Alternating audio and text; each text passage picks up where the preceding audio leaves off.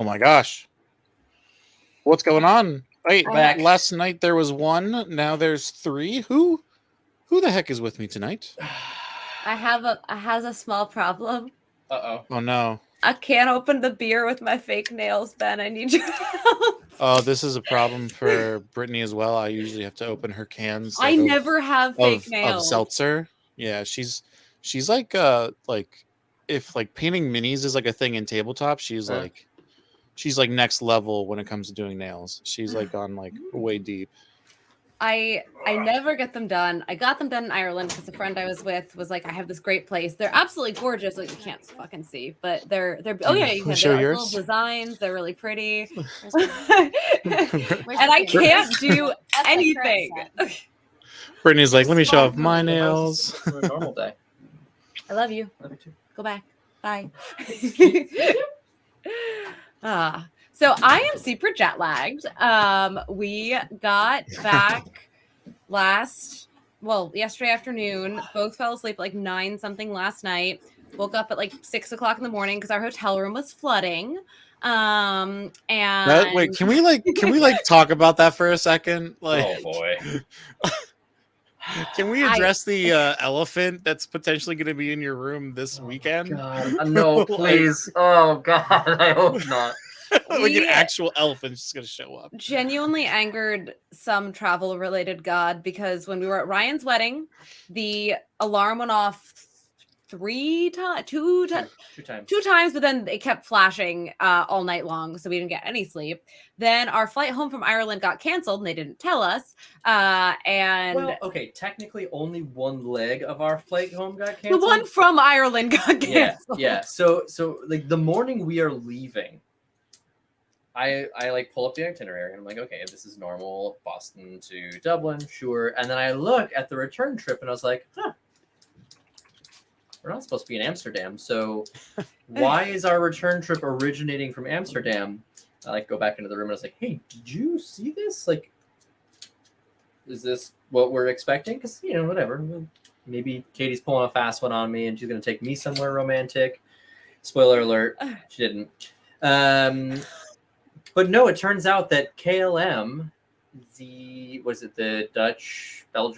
Dutch airline, had just been like canceling flights on people, I guess like a bunch recently, and not notifying the passengers about this.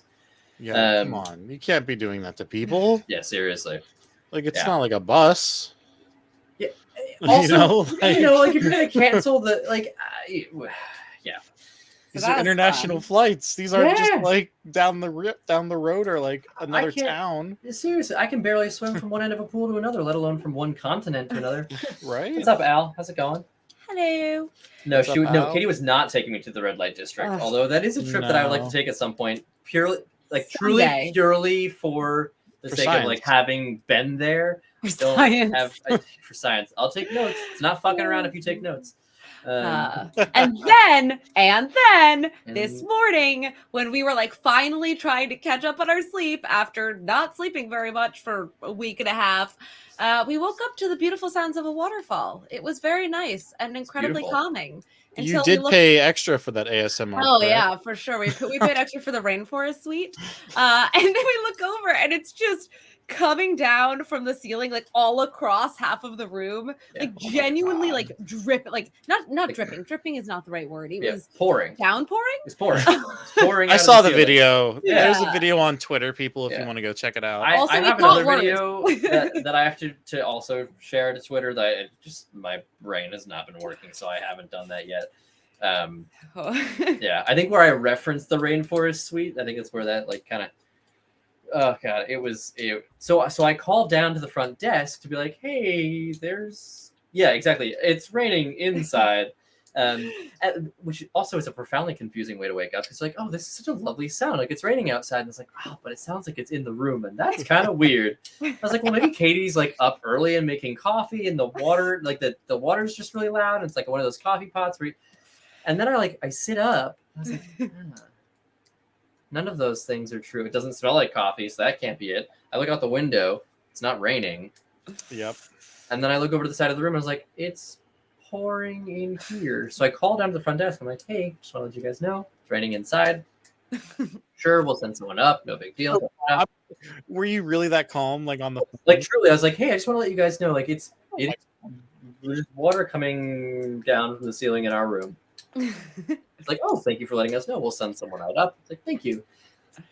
7 or 8 minutes go by, during which time Katie and I are packed up everything. Probably just like pack all our shit up because at the very least we're definitely not staying in this room, and like maybe we're just leaving the hotel.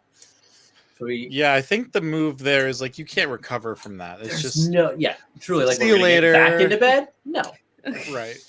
So then like a bunch of time goes by. We have enough time to pack up all of our stuff, like have a discussion about whether or not this is happening. Sure. So then I call back down. I'm like, hey, I just want to be clear because I don't know that I necessarily made it obvious in my previous call. This is the folks from room 400 again. When I said dripping water, I did mean pouring, like truly like consistent pouring of water. And she was like, oh yeah, we sent someone up and they saw what was happening and ran back downstairs for backup. So what we don't know is like don't tell the customer that they ran away from backup. Nope, did not bother to like mention like, hey, we're sending security up, and then like, oh, security went up, and it's so bad that they're calling. We can't do it. Like they call the fire department. Yeah, a minute later, the alarms go off in the building, and we can't go down the stairwell by our room because it is so flooded that we literally can't walk through. Like, if we open the door, there's just water pouring down directly in front of the door. So what happened? Like, how did this happen? Pipe burst? It looks like a pipe might have burst because it wasn't sewage, thank goodness. And the majority of the water that was the biggest flood of water was actually coming down from somewhere like inside the emergency stairwell. So presumably it was just like water being run up to one of the floors burst. Mm-hmm. So they moved us to the next floor up on the other side of the building, and we went back to the room for, I don't know, like an hour. Yeah, maybe. We like lay down for basically an hour, discuss what we're going to do with our day, and then pack up our shit and left. Yeah. Yeah. So if I look like an exhausted small child, that's why. Yes. I wanted to bring a small child. What a weird thing to say, Katie. Yeah. I just looked at my face and I was like, I look so small. I'm really. It's the headphones, Katie. It is It's literally just the headphones. They're making me look very small. But anyway, what are we doing here tonight, friends who have brain cells? So, I'll throw out the things that I'm hoping we would cover this evening, and then we can sort of spin off from there. But the two things that I would like to do is, one, I would love if we could, actually it's sort of three things, I guess, because Katie, I know the thing that you want to do. I guess it's really just two things, because there's one thing for me and one thing for you that I know of, and Zeki, if you want to do something, feel free to toss it. It's cool. Yeah. So one is that for those of you watching who maybe tuned in for our like character creation / initial world building esque stream, Katie is playing a, what is it called again? Kalashtar. A Kalashtar, which we're gonna kind of reskin for the purpose of the campaign, because Kalashtar technically have like a sort of essentially like soul bonded with like a traditionally like demonic or devilish being, and that felt like not what we were hoping for, so we're going to reskin it a little bit. Katie, do you want to explain that a little, and we can sort of dive into that in a few minutes? I mean, I think that the big thing was just sort of that there's already so much that we are tackling with this campaign that adding the other element of sort of like you have this dual split personality and this demon thing that is not demon necessarily, but like dream spirit. It felt like more than, it felt like we might be biting off more than we could chew. So what I was thinking was essentially we have already, which we can dig into a bit, created some of the lore of the creation of the world and like the creation of humanoids and species into this world. And there are these like very ancient deities that we can talk a bit about that like in a minute, but the idea being that like the ancestry that I am descended from is one of the first humanoids that ever existed on the planet, and therefore has a bit of this creation spark inside of them. So they are very focused on, sort of preserving nature and preserving the natural elements and keeping a balance between like what is good, that sort of thing. And we haven't really like fleshed it out at all, but just being able to sort of transition that demon or that whatever into like having this creation spark and this connection to the natural world. And sort of, especially since I'm going to multi-class into druid, it just makes a lot of sense. Cool. And then also, Zeki, that's the first time you're hearing about that, so. Yeah, all first time information. Yeah. And then the other thing is that we have a world and a world map, which actually I'm going to share real quick. We do have a world, don't we, Ben? We have a world, a whole world, guys. A A whole new world. Oh, God. Oh, shit. Oh, I had a stream. It was Okay, less here than we 8 go. seconds. It's fine. Okay, I do need to know what kind of music we're feeling in the background. Yeah, we're fine. Oh man, I didn't have I music. really on like last the night. That's what lo-fi, I was whatever missing. that like the. Fine, Alright. lo-fi it is. I was trying to go for down with some the more lo-fi. fun, Yeah, but all lo-fi right. is. It's cool. No, I like the lo-fi. It's nice background. All right, music we're for chilling. lo-fiing. It's fine. So here's the world, and as you can see, there are a whole bunch of kingdoms in this world. And oh no, I'm not trying to comment on that. And I have like diplomacy stuff and whatnot. That's like kind of already like written up and whatnot, but I don't actually know anything about all 15 of these kingdoms, or theocracies or republics. And so I'm hoping that we can spend a little time sort of figuring out, some of the backstory of these things, and kind of like come up with some cool little factoids, so that we can begin to, maybe figure out where it is that we want to be playing. And I have a sneaking suspicion about where we're going to start, because some of it's already kind of tied into character backgrounds and backstories, and so there's some indication of where we're going to begin. But it might go a little bit differently. So that's the one thing I would like to spend a little time on this evening. Zeki, is there anything that you would like to cover? I know that some of the stuff that you talked about in the stream yesterday, we were going to actually like pull into this, so that's going to be awesome. So yesterday we were just like, I like hand drew a quick map using like paint, and then we started like building cities based on like where they're located, and like thinking about what would be like their main attractions of sorts. So like, we had people that were on the coast, so they're like a small fishing town, or you had this city of Crystalla, which is like up in the mountain, and it was like this sprawling metropolis inside the mountain. It was like the biggest city on the entire like region or whatever.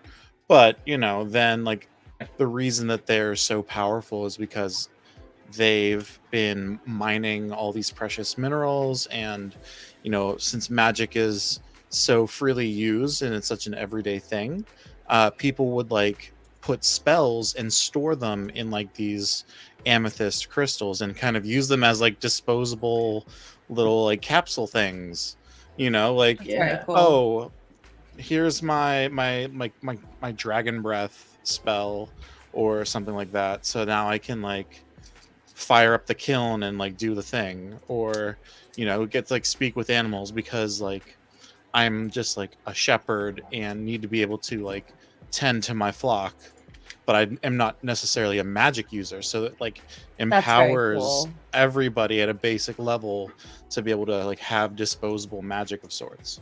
And then you can I like that a lot. later and then you can like later add like the plot twist, well, they're running out of crystal, like it's becoming like a finite resource, so now like what's going to happen with like the prices of the crystals and like the spells that are being stored, and how does that affect the guild systems of like the one kingdom and all that kind of stuff.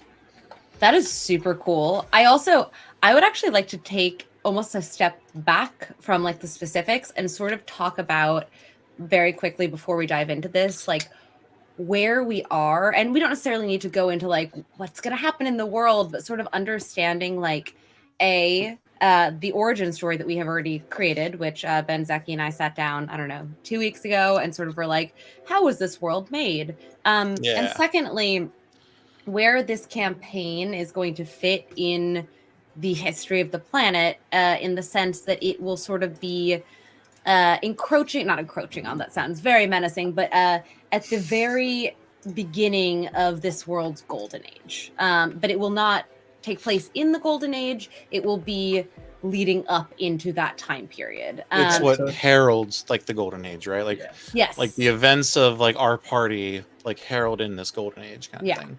So we have that spoiler / pressure on our shoulders now, Katie, just FYI. Well, I wasn't going to necessarily say that we were heralding in the golden age. I was just bringing, we're at that like peak where things aren't perfect, but they are potentially could be put on a track if we do the right things to usher in a golden age in this world.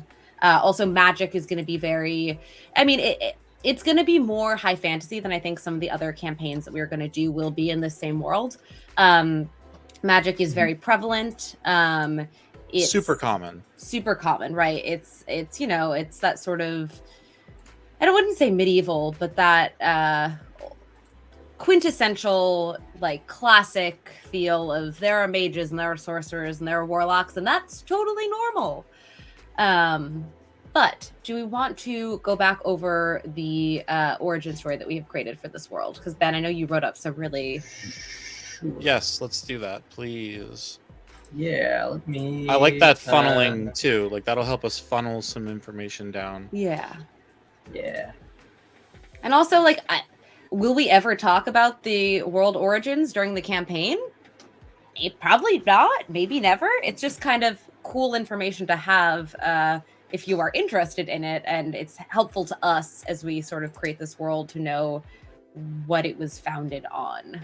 Yeah, it's like the Silmarillion. Like, do we need to know everything in the Silmarillion? Absolutely not. But like, learning that the universe was sung into being, past, present, and future, is pretty cool. And it implies a lot of other information later on. So for those joining us tonight or watching this later as a VOD, you're getting like an extra sneak peek into like the bones of our world.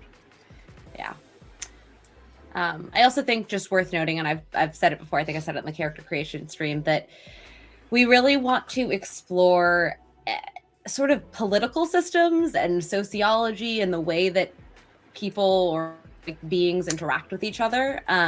So we are not going to have any kind of focus on the races and the way like that sort of stuff interacts. It's going to be much more about like positions of power and abuse of power and power dynamics and all of those sorts of things.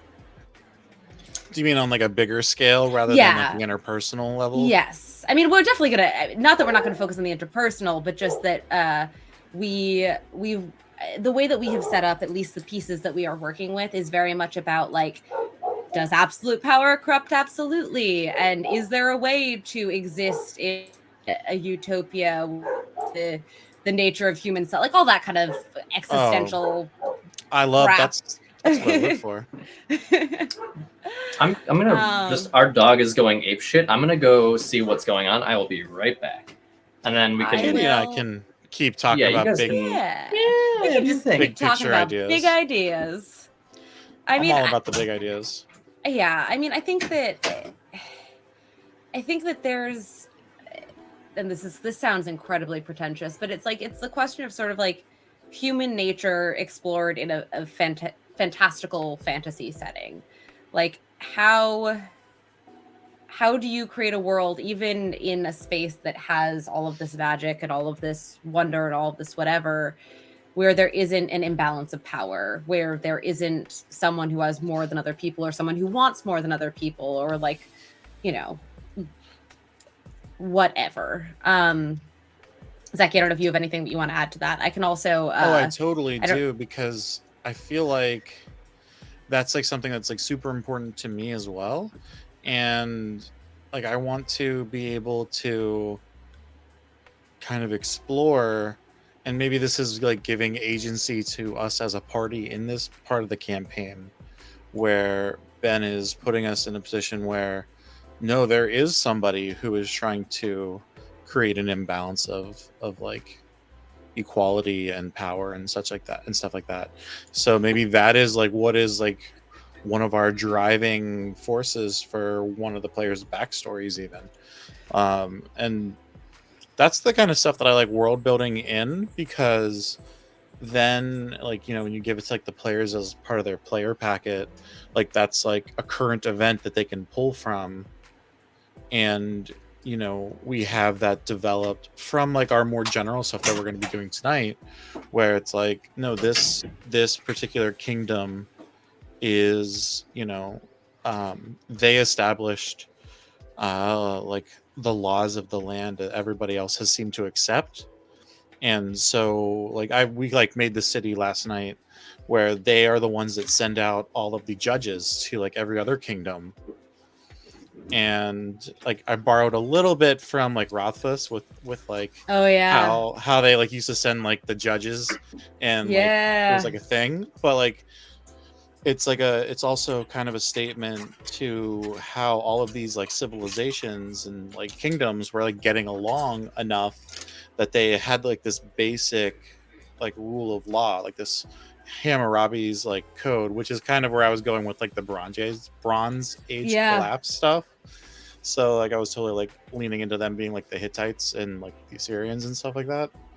So that could be like something that we like put into play today, where like one of these kingdoms, you know, they won some early civil war or something. Yeah. And because of that, like their basic codifying of laws are like what, you know, like the common laws, like how we have like common tongue or whatever, like the common tongue was written in the common, or the common laws were written in the common tongue. And that's what it gives us all our like basic, you know, person rights and stuff like that. And I think that'd be a cool thing to put in. No, I totally agree with that. And I was going to say like the poli-sci major in me loves this sort of stuff, especially because like my particular poli-sci program was very focused on like structures and cultural interaction, and less on like, this is the law that was established in this year. It was very much like, let's look historically at the way that humans interact with each other and understand like how we have created political systems and why, and like political theory and all that kind of stuff. So I would love to like dig into some of that as well with y'all. But now that Ben is back, tell us a bit about the creation of this world. Yeah. Me? Yeah, you. Yeah. You wrote the pretty little thing. I did. Well, okay. So full credit to Zeki on like the sort of the headline that I've left on the page, which is a persistent beat that rippled space and began the heartbeat of time. I love that. That's so good. Zeki's like, I'm so smart. I'm so proud. I'm proud of that one. That was a good one. So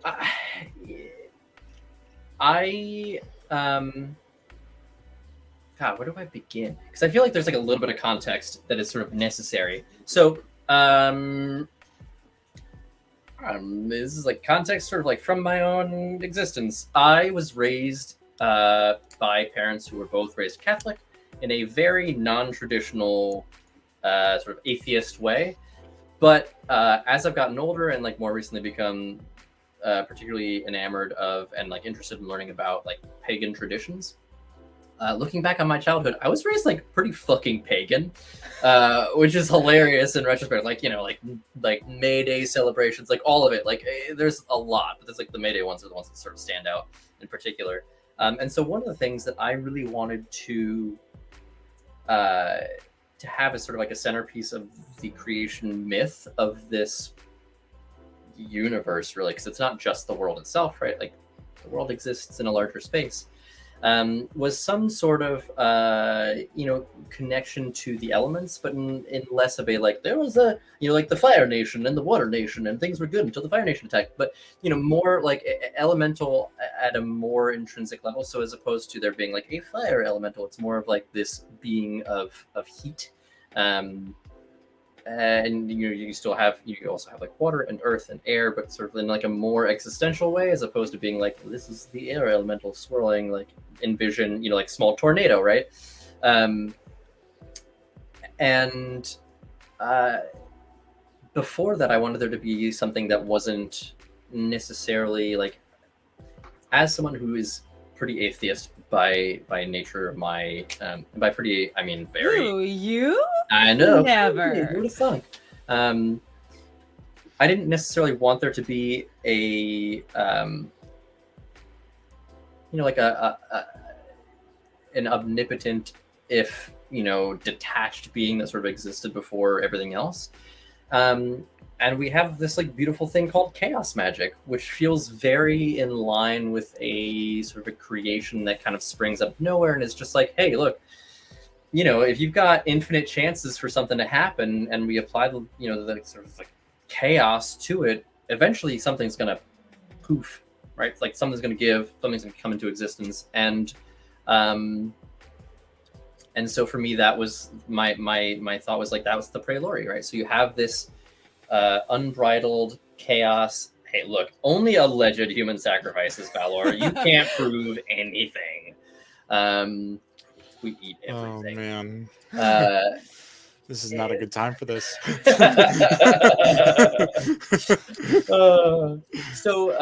no, I haven't made one in a while, which is where we're having so much trouble with our travels. But so like at the very beginning, we have this like undiluted, unbridled, wild magic, right? Wild chaos magic. And the first things that sort of came into being were the Praelori, or these beings of just primordial energy, I guess is kind of a good way to describe it. Primordial vibes. Yeah, vibes, truly. And I mean, I have to acknowledge here that I have been listening to a podcast that is here we go. Here we go. The division is sown. That just is, they're exploring. Yeah, I'm sure people are familiar with it. Starts with a P, the middle is P, and the end is P, and it delves into the Silmarillion and is sort of like exploring the creation story of Middle Earth. And so it's been like that's been sort of like tossing around in my head for the past few months. And I as a former musician, if you can ever really be a former musician, yeah, you can't. You're just... there is something really really beautiful about the creation myth of Middle Earth, which is that there was a song that was played before anything else, right? There's like this, there was music and there are multiple songs over the course of the creation story. And I really love that. I think that's like a beautiful way for things to come into existence. And I didn't want to rip that off. And we were sort of talking about like how these Praelori, which are so vast that they really sort of by design defy description, which is mirrored very much in the way that we're trying to describe them when we were talking about it, because we all have like different verbiage that we like to apply to them, which I think is sort of like perfectly sums up the sort of existential and non-existential nature of these beings. But essentially, like in this void, they just were dancing for time beyond time, because it didn't really exist at that point. And as they dance with one another, because they are these beings of primordial energy, we've got this like primordial soup that's being created, and the like contact that comes with dancing with other beings is what eventually caused the universes to form, right? So not just the one, or very much sort of the idea of this multiverse. And I think should anyone ever decide to play an Echo Knight, there's definitely something to be explored there. And I may or may not have been somewhat inspired in that regard, in terms of sort of taking that into account by a character that Zeki had played in our like one shot, but like our personal, our like bajillion shot. That game will never end. That group is entirely too much fun. But where, the idea that like every echo is just like him from a different timeline, and so there's like a lot of existential dread and angst that comes with that. Oh my gosh, I love Delightful. Stempor was such an amazing character. Such For- a fun Stempor had such a hard time Yeah, but he also watching had, like, himself the best die time. over and over. But the way, like, like I really like in going in with this, like with all these echoes and stuff, it really like for me is like a fun thing to both have like this existential dread that like life is completely fleeting, but to also be free to know that you're never actually really dead. Like so like I do like the bit where I turn into Batman for like a life. Oh, it's so or, good. or like I like blink like a copy of myself in from somewhere to immediately get like stabbed and die. Like totally taken in like the Rick and Morty direction as well, Yep. Like I feel like there was a lot to play around with there. Yeah. And I think that can be very applicable to this because in talking about how all of these Prolari are like different to each of us as we describe them, I kind of envision them as like the dogs playing poker, but also as just like a bunch of space dust. Like they're both of those things Yeah. and like at the same time, and like the one thing that they all have in common is they're all like vibing out to the beat that we like is like the common thread that ties everything together. Yeah. And So I that's- believe, yeah. if I'm recalling correctly, that each one of them sort of represented a different element. Yes. Yeah. And that additionally on top of that, they aren't, I mean, I think Ben sort of, you touched on this a bit as well, but like we didn't want to have gods that were gods in the traditional sense.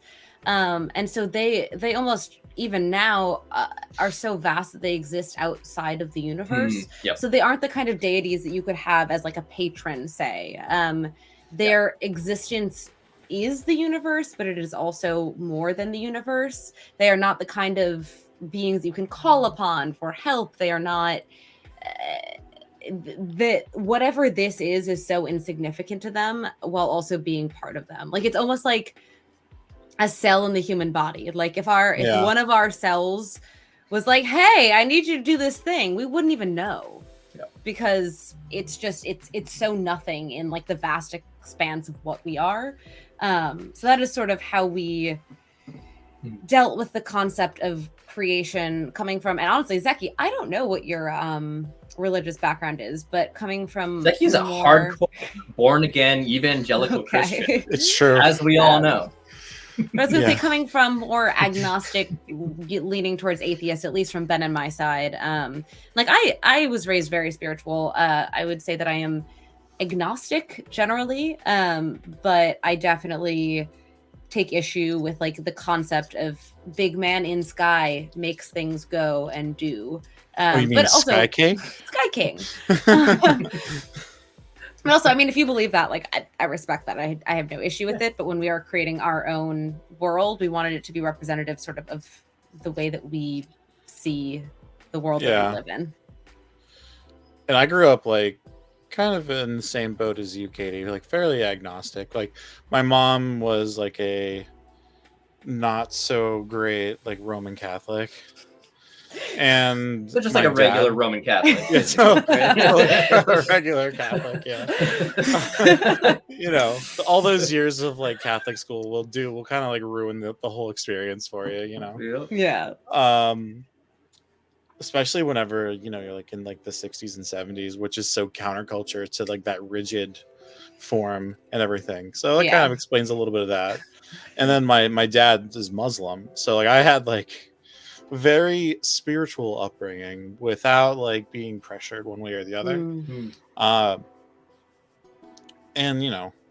I have my life experiences pushing me in one way or another, but I kind of have like the idea that there is this persistent beat and everything else. So it is like a little bit of like a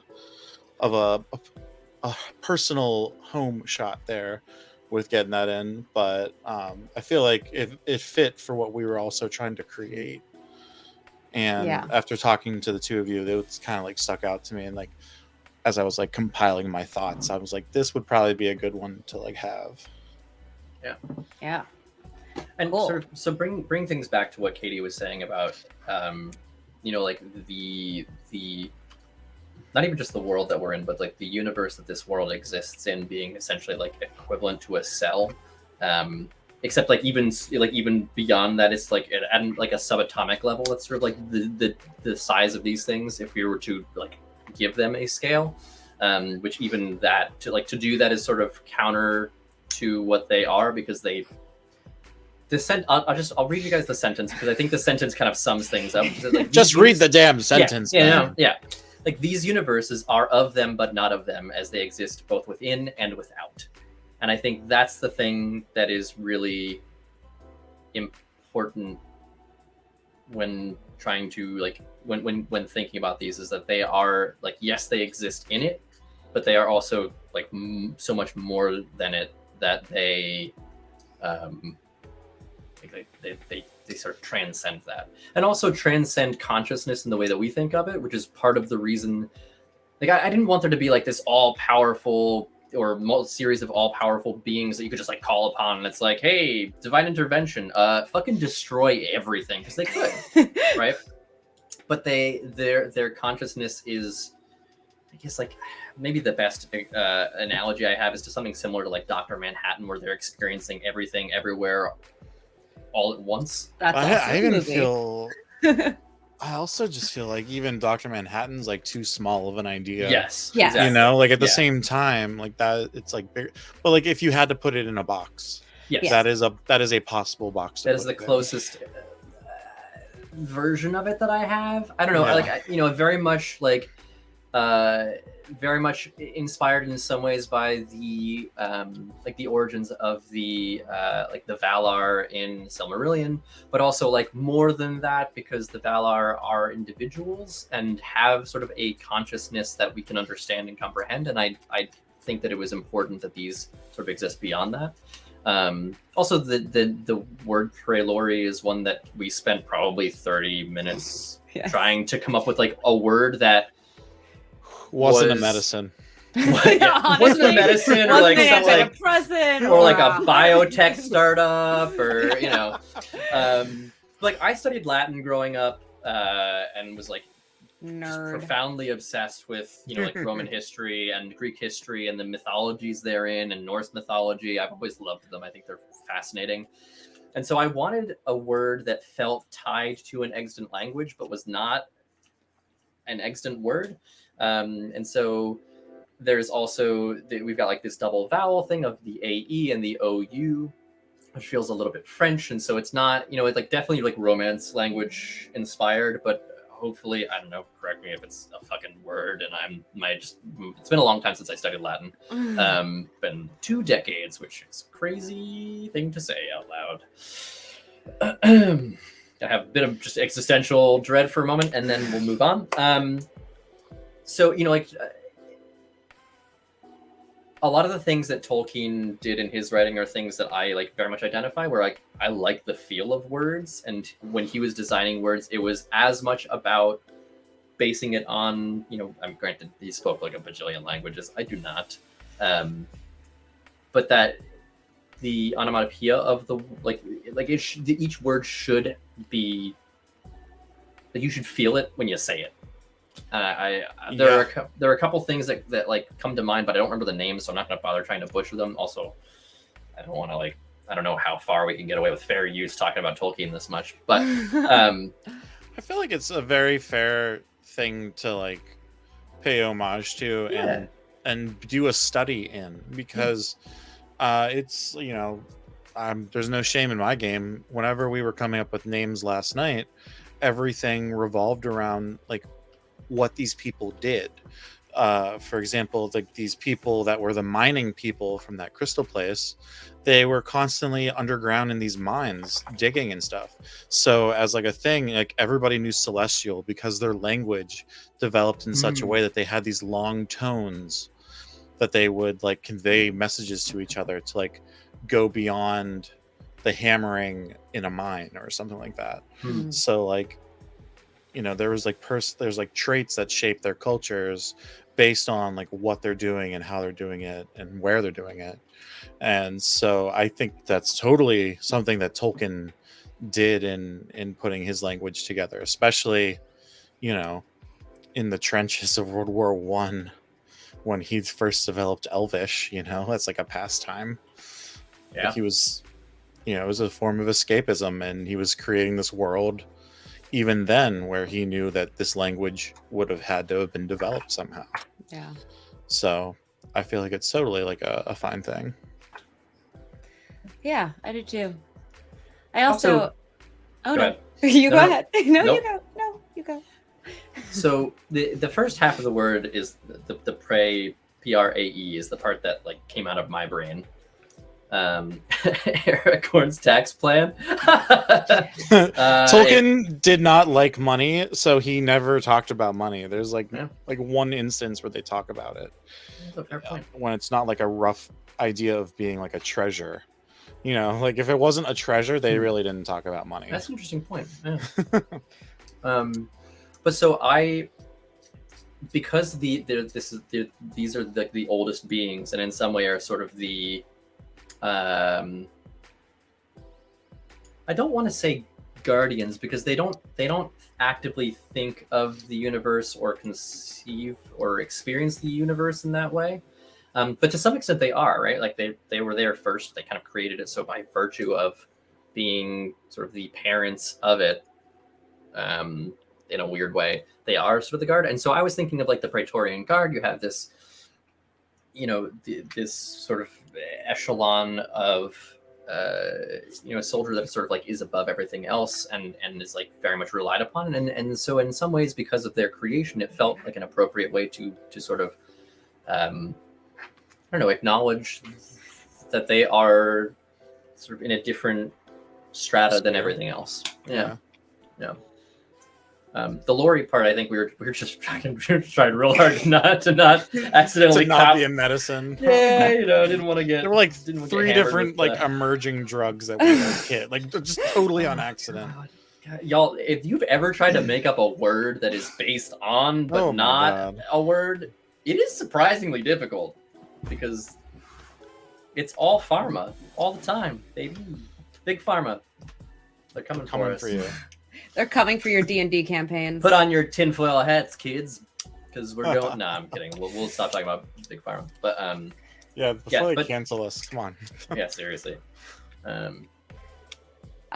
Yes. Yes, true. The Roman Praetorian Guard. To be clear, I mean, I love Star Wars. Don't get me wrong. I know that's controversial in some What? groups, but yes, Roman Praetorian Guard. To be clear. Also, genuinely, so someone in chat said I'd love to hear what role goblins play in Ben's world. That's Pablo. So in this world, something we are being very cognizant about is that what the race is not as important as sort of the person and like where they fall in society and like their background and that sort of thing. So goblins can play whatever role they wind up playing. I think same with like drow. Like you can be a drow and not be inherently evil. You would just, I mean, we'd have to sort of build out that part of the world, but like there could be drow that live in an underground area that aren't bad. That's just where they exist. And like those are all things that obviously we want to flesh out. And I think a lot of this is going to get fleshed out as we play more in this space. And as we have people who want to play those races or those classes or whatever it is. Yes, Zach. Playing a kobold. Right. Or like we have someone playing a bugbear. And that's, you know, they're just a bugbear. Thank you, Anissa. Isn't my house so beautiful? This is absolutely my home, and I own everything behind me, for sure. Krasik, it's not exactly RNG with like what every race is doing, but you know, it's going to be that they kind of have their own fate and they're not like in a specific lane because of whatever, you know, race they happen to be born into. Yeah. Kind of I don't want to just like sort of like blanket say like, well, goblins, because traditionally they are evil, are definitely evil. You know, I didn't like. But Ben, you're like also for there to not be more- saying, you're not saying that they also wouldn't, you know, have like a goblin den somewhere, though, right? Oh yeah, no, definitely. I mean, Like they still like live together. yeah. I mean, absolutely. I mean, two of actually one of the major, one of the largest like kingdoms or countries on one of the continents is a kobold goblin theocracy. You know, like it is very much, you know, like they're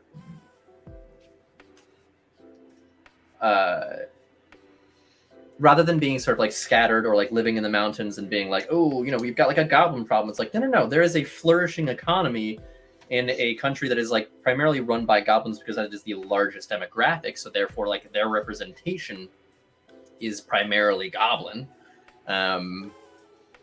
Or, you know, is primarily goblin and kobold and like bugbear, you know, whatever it is, right? You know, but well, in this case, it's also a theocracy. So like there are some other things at play there. But you know, I don't want to just say like, okay, well, you know, like these are the elven kingdoms. Here's the couple of dwarven kingdoms. Here are the human kingdoms. Here's the whatever, and then like, yeah, they've got goblin problems. That feels, you know, a little too bland in its adherence to just like tropes. Bioessentialism as well. Yeah, well, yeah, also bioessentialism. Yeah. And so, you know, like there's one of the southern kingdoms is Orc. It's Orcish, and they actually fought for their independence from one of the other ones some couple hundred years ago, which is primarily human, I think. And so it's one of those things where like, yeah, you know, like they were like mostly from here. And I don't have the background on like why it happened because we haven't fleshed that out yet, which is maybe what we'll do tonight. Or though, you know, I guess the flip side is maybe we'll just end up spending so much time talking about like the general stuff that we won't actually get to do the specifics. No. I think it's just kind of something to clear up that there's a removal of Western culture bias. Yeah. When applied to these races and stuff. And sure, there are going to be groups of people from different kingdoms that don't like other groups of people from kingdoms because of rebellions, civil wars, wars of other natures, I'm sure, that have happened. You know, it's not a perfect society unless we're making like something that has no agency. You know, like there's gonna be problems. That's why we're playing the game, to then hopefully, quote unquote, fix problems or at least find some resolution to some of the issues to some degree. You know, so I think it's definitely less of there's no Western cultural stereotypes built in to what these different groups and races are going through. And that doesn't mean that there can't be like evil people. There can totally be evil people. Some people just suck, you know, like it's just like it's the crapshoot of perspective in life, you know. It's what's gonna happen. Yeah. I also I feel like let me just say this really quickly. Yeah, go for it. Something that is really important to me is that, and I will not go into detail because we have talked a bit sort of about the big bad and I don't want to give anything away. But something that I have learned honestly from my father and like learning about how to write villains and like the way to make a villain that can be evil but can also be empathetic and have a reason for becoming the way that they are. That is super important to me. That like, yes, of course we may run into people who are just evil for the sake of evil, and like that happens in the world as well.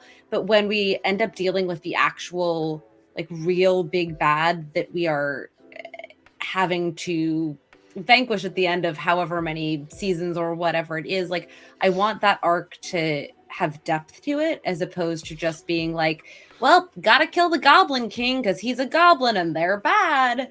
And again, like I don't want to say too much because we have done some building around that, but just being able to see them become what they are in a way that gives you empathy for them, if not necessarily, like, you don't want to see them succeed, but you still have the empathy and understanding of how they got to the place that they did. Mm-hmm. Yeah. And I also like am confident in each of our abilities to do this when Katie and I both also steer the ship as the DM. Yes. But I have like complete confidence that Ben's going to be able to also convey that descent into darkness for that like character. You know, like I feel like there's going to be moments where we see like, oh, maybe there is some logic to it. It's not going to be, you know, as simple as like a Thanos like 2-layer problem, but it's going to be like a little bit more complex than that. But you're going to like understand at least where the other side's coming from. Yeah. And I think that that's super important, because playing on absolutes is just like it gets really old really fast. Yeah. This might be controversial, but Yeah. I know. I feel like when you play on absolutes, it is lazy writing. Oh yeah, and that's I was yeah. being polite. I thought you were saying something actually Well, controversial. because I know I thought you were that gonna say there like the are- opposite. I'm like, there are what? so many stories that people really love that really just focus on evil for evil's sake, and like Mhm. I've enjoyed stories like that. Like, I'm not saying that is not something that I have like not watched or read or whatever and been like, you know, like I get it. It's interesting. It can still be a good story. But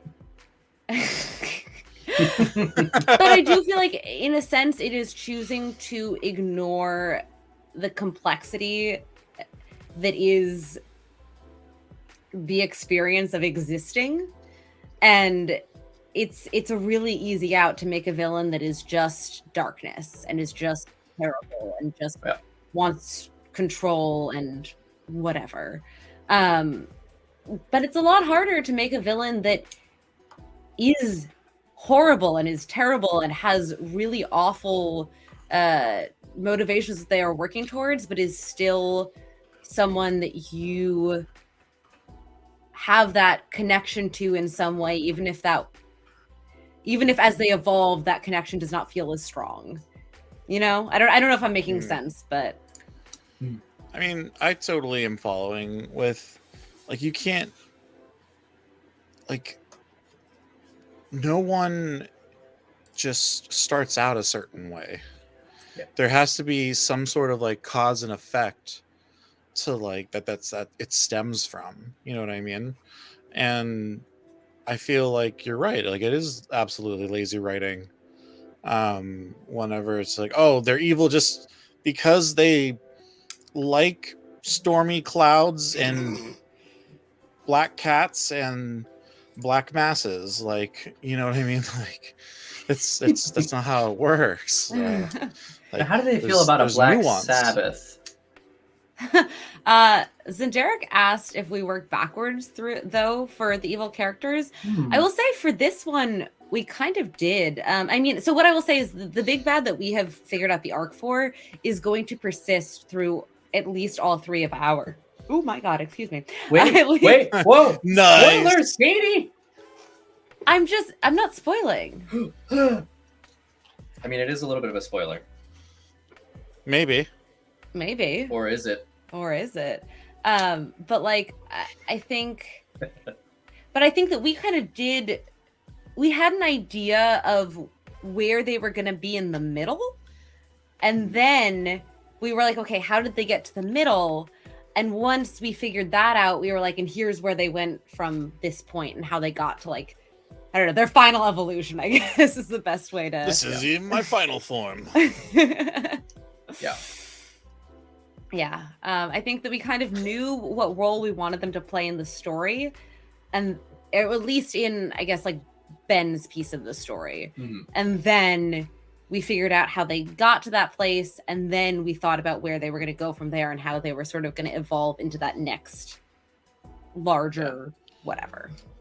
You know, in a similar way, I think in some ways, although very different from, you know, not to bring it back to Lord of the Rings, but to bring it back to Lord of the Rings, because there are a lot of parallels, because you know, you have Melkor, who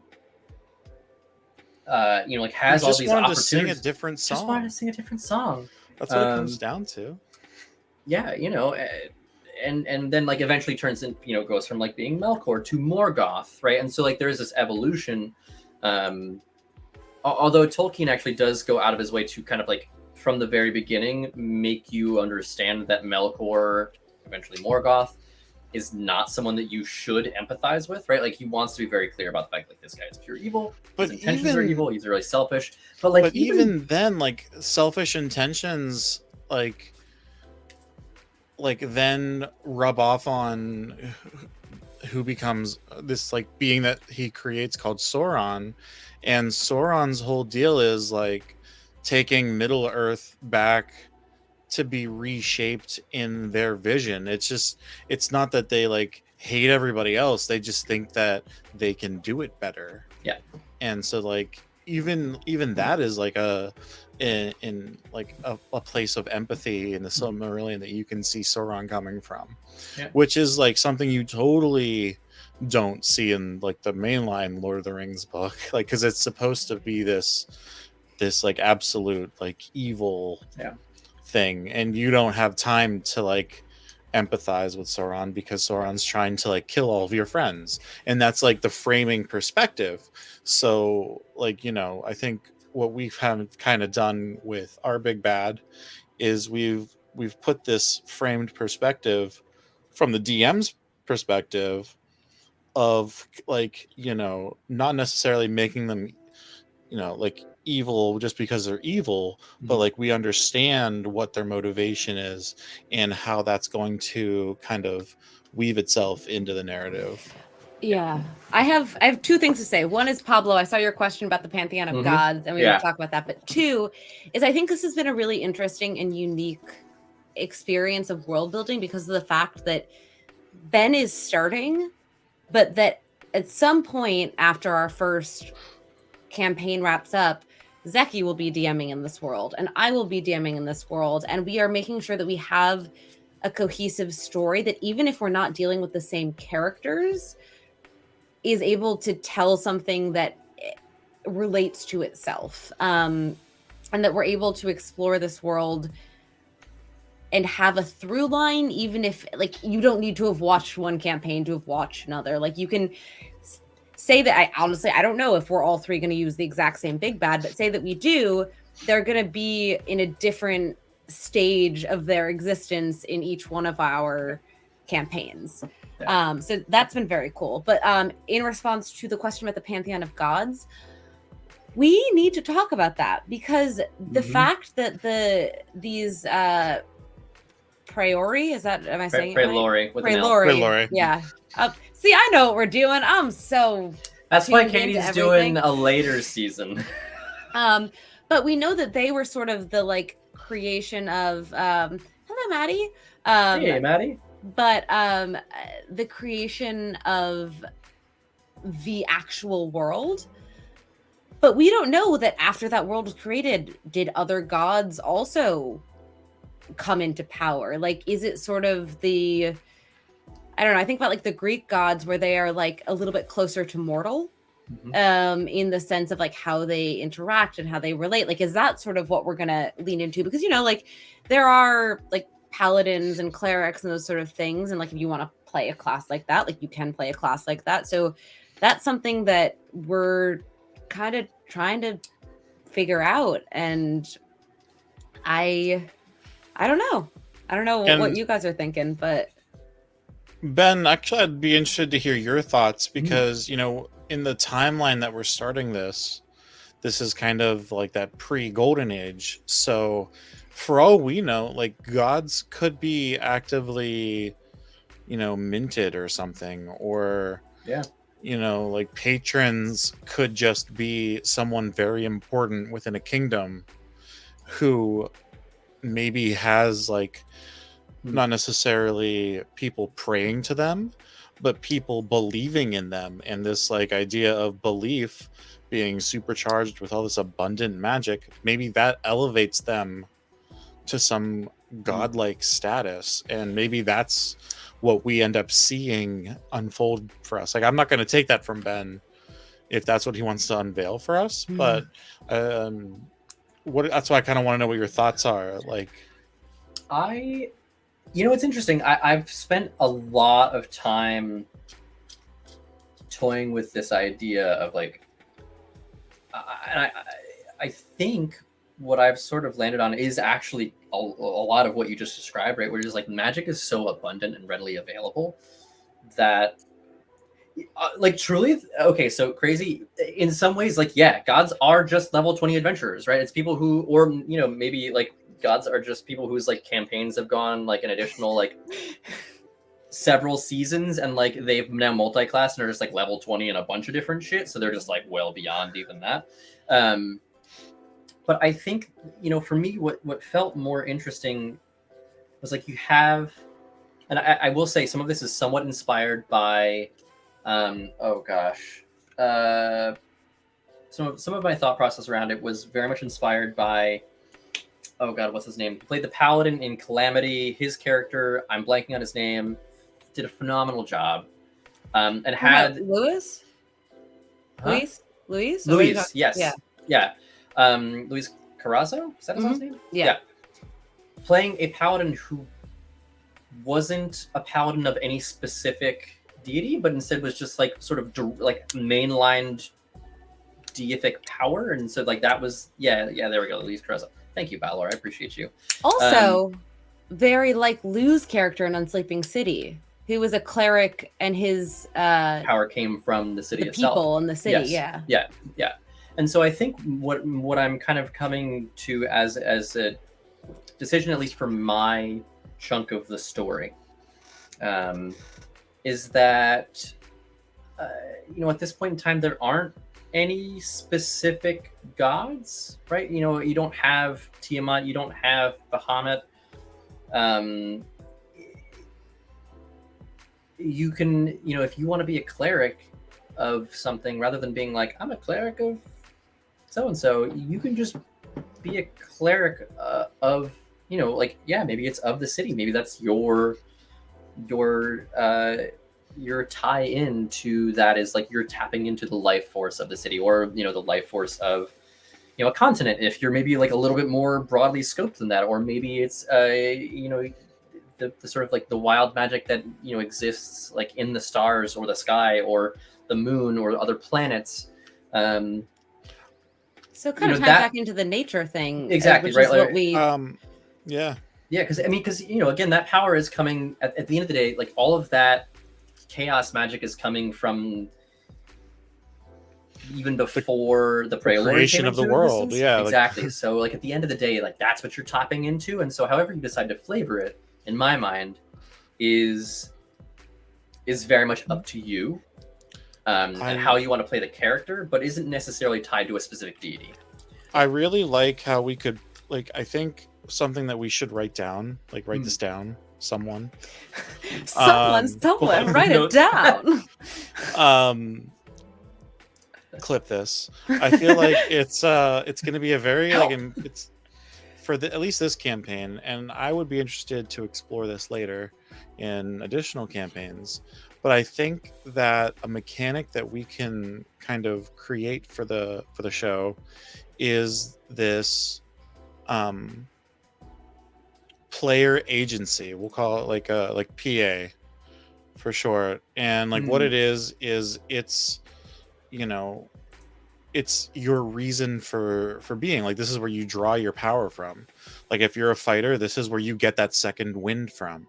If you're a rogue, this is what keeps you more silent in the middle of the night. If you're a warlock, this is your pact. Like, you've made a deal with yourself to be, whatever. And we can, have side conversations with Ben if we want to like talk about maybe some specific like fiends or demons or something like that could also exist in the chaos of the universe being created. But like, I'm not gonna say that you have to like make a pact with like a demon or a devil. Maybe you're making a pact with like the school for the blind or whatever, and you're Daredevil, the character. And like, honestly, you're like going out there to like prove to the world that despite being blind, you're just as good at being a rogue as the next person or whatever. Also, I like the idea of being able to create that kind of thing with the player who is going to be exploring that class. Also, like there could be an avenue where someone's power is drawn from a deity, but it's their belief in that deity and not the actual deity itself that is giving them that power. Like there's so many avenues that people could go down. And I like the idea of letting the players decide how they want to get that. Because I think that that'll be honestly better than anything the three of us can do, because it lets people really explore their own origins and their own like reason for existence and all that sort of thing. And I think it also like gives us something to like something tangible to achieve. It's like, as we're leveling up, we want like other people to like have this faith in whatever we're believing in. So in order to spread that good word or whatever, like you're kind of like your own cheerleader, and everybody's kind of a cleric in a way, where you have to create this this belief and faith in what you're doing. And like that will also, you'll get like that'll naturally happen as like the tales of our deeds spread. But like maybe by the end of this, there's like groups of like acolytes that are trying to be like a Modron, and they're like all about order and stuff like that. You know what I mean? Like depending on what Rachel does with their character. Yeah. I mean, that was something that I think kind of came up during character creation, and then like also in our discussion was like the potential for one or all of the player characters to end up achieving in some way, and however it manifests in this world, like deific status, is not out of the question, right? Because at the end of the day, like if you're drawing your power from your belief in or your dedication to something, or your connection to something, and again that'll depend on like how you want to play a character. Like there's no reason that exactly like Zeki said, there couldn't be acolytes who are like, that like sort of dedicating yourself to the order of chaos, or the order of sort of like the power that like this city holds to us, as sort of exemplified by X other player character here, right? Like that to me is really important, because it allows for future iterations of the game to really feel like there is this throughput from the previous campaigns, and that is something that we wanted to do. Like that's part of the reason that even though Zeki and Katie are both going to be players in this campaign, that we wanted to like, I mean, obviously if they're going to be playing in the campaign, they should be world building with me, because it is as much their world as mine. And like for me to just be like, well, you're going to play in whatever world I design, is like kind of not that fun.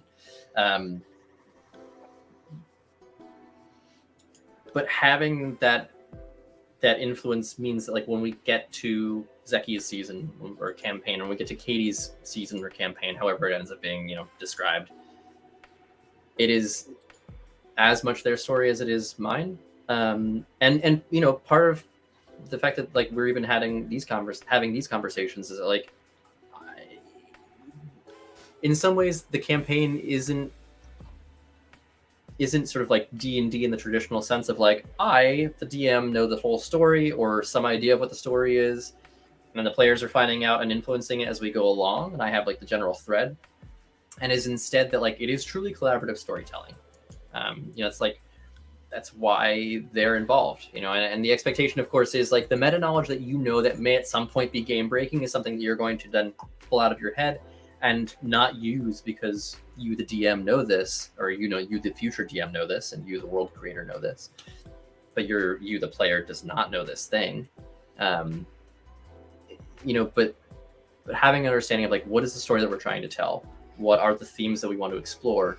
What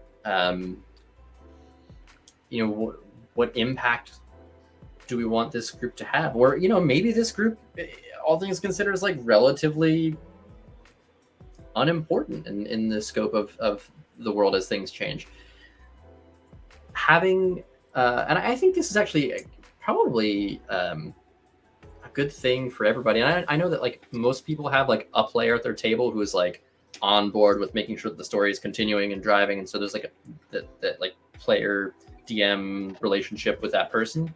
But I think having players sort of involved in the creation, especially if it's just fully original, the creation of the world, like I want my players to be able to tell me things. Actually, I've told them, like, tell me about the place that you're from. It's whatever you say is canon, right? Like, I don't know everything about the world. I don't want to know everything about the world. So like, tell me about it. Tell me about like what the dynamics are. Tell me about how things get on like with neighboring towns. Make shit up. If somebody asks you a question and you don't know the answer, like, get into your backstory. Like, what information did you come up with just like creating your character that might give you some indication of like how those things have developed over time, or like what those relationships are.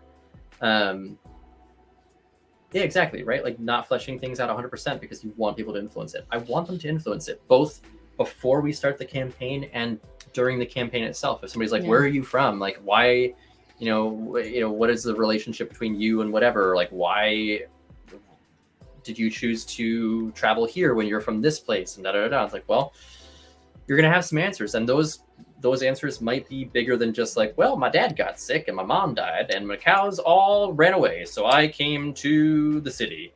It might be something bigger than that. It might be like, well, there was a conflict between, like these sort of like warlords that lived in this area, and my family fled because of whatever. And so it's like, okay, great. I would never have come up with that. But having that depth in the story means that we have things to explore. Or to never touch on again, because it's Dungeons and Dragons, and so yeah, I highly recommend the experience of like co-world building with at least a couple of your players, especially if they want to DM in that space later on. If you're like, oh yeah, we'll switch off, like it's a huge relief because it means that you're not saddled with the responsibility of creating a world that could be dog shit. At least now I can say that 66% of the dog shit is not mine. It's true.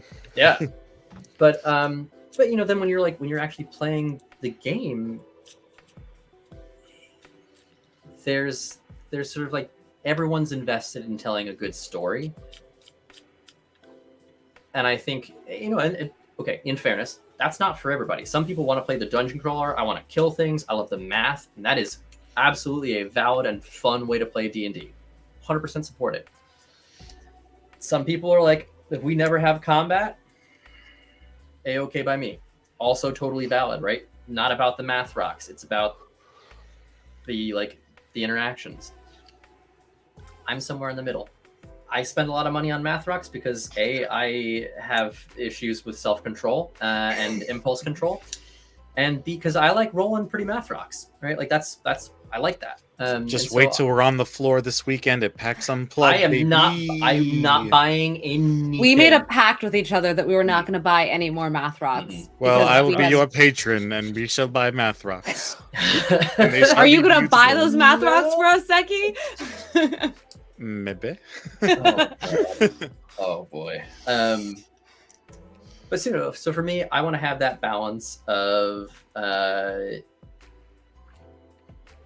math rocks and of storytelling, and having sort of that buy-in from players that comes from creating the world, in the case of Zeki and Katie, to like knowing that the things that you say are going to influence the world from the rest of our players. Like, that to me adds a layer of impact to your existence, right? Like, I don't want people to feel like their existence in no way changes the world that we're creating, because that's not fun, right? That that in my mind is like the easiest way to break immersion outside of being like, hang on, let me take this phone call in the middle of combat. You know, like that's terrible. But yeah, I don't know. Sorry, that was like a long rant, a little I think rambling thing. But you know, I want to be Whoa. collaborative. I want people to feel like what they say and do matters. And one of the ways that I want people to do that is like, yeah, tell me about where you're from, and whatever you say goes. And like that's just part of what we're building on in terms of our improvisation as well. You know, like part of that is yes, and now tell me what's in your backstory kind of thing. Yeah. And I think that's totally fun. Hello, Atos. Oh. Thank you for the raid. Hey. Thank you for the raid. What's up, everybody? How y'all doing? Hope you had a fun stream. Hope Starfinder went swimmingly. Or not, if that was the intent. Yeah, I don't know. It depends. I was going to say, though, kind of adding on to what Ben was saying about collaborative storytelling, like one of the really important things that we're planning to do before we actually start the campaign is all of the cast is going to come up to our house, and we are going to spend a day and a night essentially fleshing out who we are and fleshing out how we're connected to each other, maybe doing some role play and just sort of like starting to build that together before we ever do a live session. And I think having that time to collaboratively build out this world even more is going to be super important. And like also obviously like we're going to be transparent with the things that come out of that, and like we will share sort of the pieces and the lore and the whatever, but being able to just be all together in real life without cameras, without anything, and sort of try things out and be like, that didn't work at all. Can we just go back and try again a little bit differently? I think that's super important, and I feel like that's going to be a very crucial piece for us as we sort of go into beginning this campaign. Yeah. Did the raid work? I'm still a noob with it. I mean, I think it did. Yeah. You're here, so that's good. Yeah. Thanks for coming by. Yeah, I really want people to feel like this is a world that they have lived in. Part of that like pre-campaign session is also going to be like, I really like to have characters form bonds with one another so that they're, you know, what everyone loves the good old, you're sitting in a tavern and a dark and mysterious character walks up to you and offers you a job. Great time, right? I use it for one-shots on a regular basis because, like, it's funny. It's like a meme of its own. But in this case, I want those bonds to feel extant already, and so part of this get-together is going to be having people. I hate to say breakout groups because it feels so like such corporate gibberish, but like truly in some ways in breakout groups, we're like, I want you, yeah, chat. You, the viewer. You. I Please, want in you. chat. I want the players to kind of go through the first time they met. What was that like? Where'd you meet? How did it go? What was the conversation? Are there like pivotal moments in your relationship? Let's play it. Like, how did that go? Is that going to What be like the happened? session 0?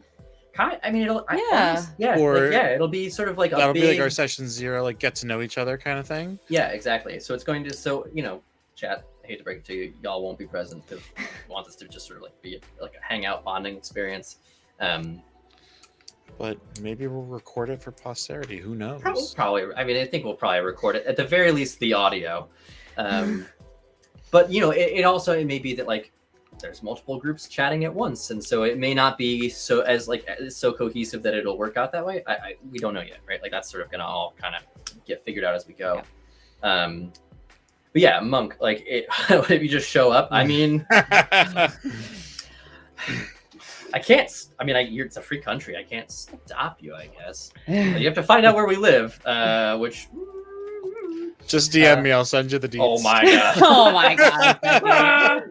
But you know, right, like session 0 is super important, and I think in some ways these are going to be like even be like less than a session 0. Like we had our streamed sort of like 0.0, and I think this is going to be sort of like 0.1, 0.2, or like 0.1a, which will be like one group, 0.1b, which will be a different, because I want perfect. When we get into the campaign, I want those relationships to feel lived in. I want them to feel organic. And part of that is spending time in your character, talking to the other character, and some of it is also just like bonding with your fellow cast members and having, that first playthrough awkwardness that everyone has. Like, it doesn't matter how good of a player you are, right? Like, if you haven't sat down at a table and played with people before, you're going to have like that moment where you're like, all right, let's figure out how this works. Like, how do our interactions go? How well do you play off of me? How well do I play off of you? So I'd like to have that kind of out of the way. And one of the ways to do that for me, that in a way that feels useful to not just me, but also to the players, is to like act out your characters' backstories with one another, like get into it a little bit. Write it down, right? That's stuff that I'm going to weaponize viciously against each and every one of them throughout the entirety of the campaign. Nothing but daggers. All daggers. All your backs are just wide open constantly. Yeah, truly acting, right? Like, when I first started playing D&D, I had no idea what to expect, and my first like 2 or 3 months were spent, probably more than that, really, very much in sort of like describing what my character was doing and not really engaging in role play. And this was with a bunch of friends from college. We played through our like first sort of campaign, and things went horribly. We unleashed a pit fiend. I lost my powers as a paladin. It was like an absolute shit show because we didn't know what we were doing. It was great. And then the second one, we all sort of committed to the idea that like, hey, we're going to try actually role playing.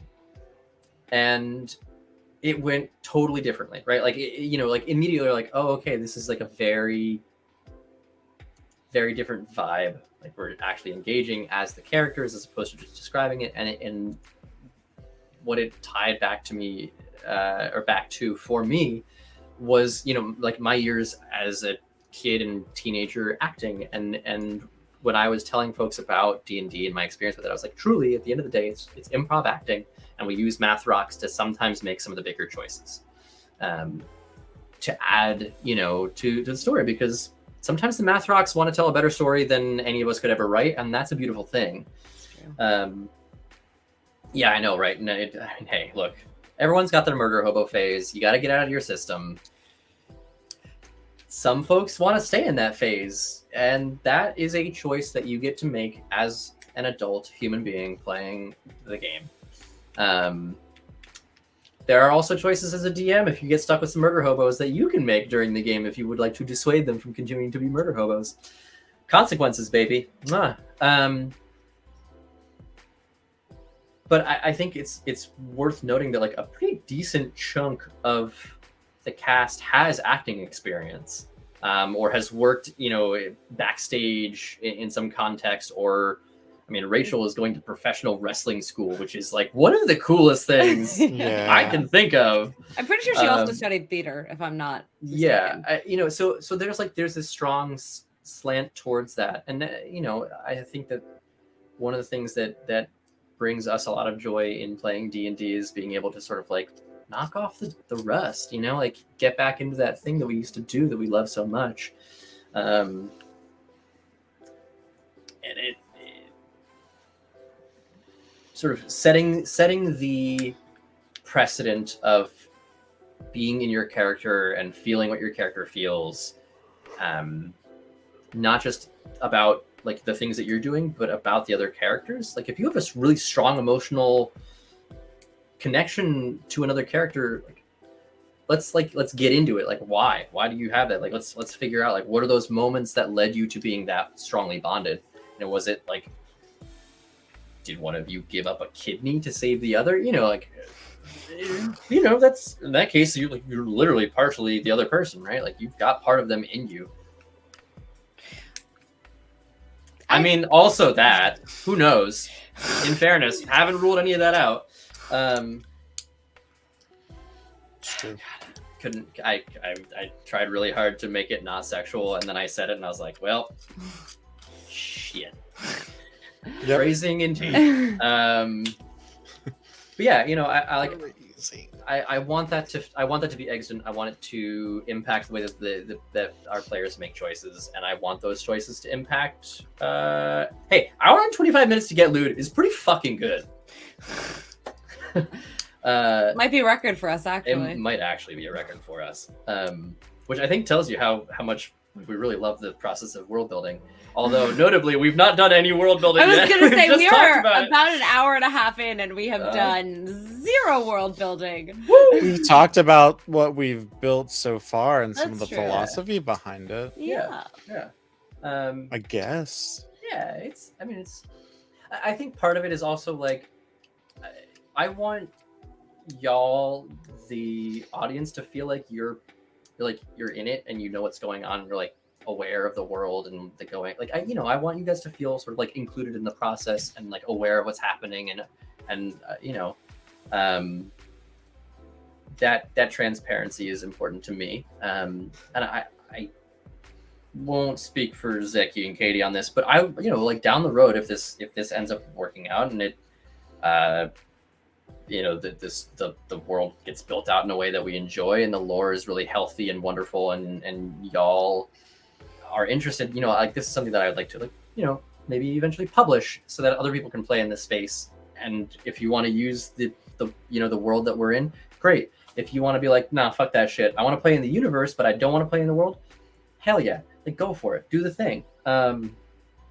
Maybe it's it's like the whole thing's just religion, like inspired by Catholicism, and it's like super strict. Or maybe it's you want to take like a Warhammer 40K where it's just like a God Emperor kind of deal, like whatever.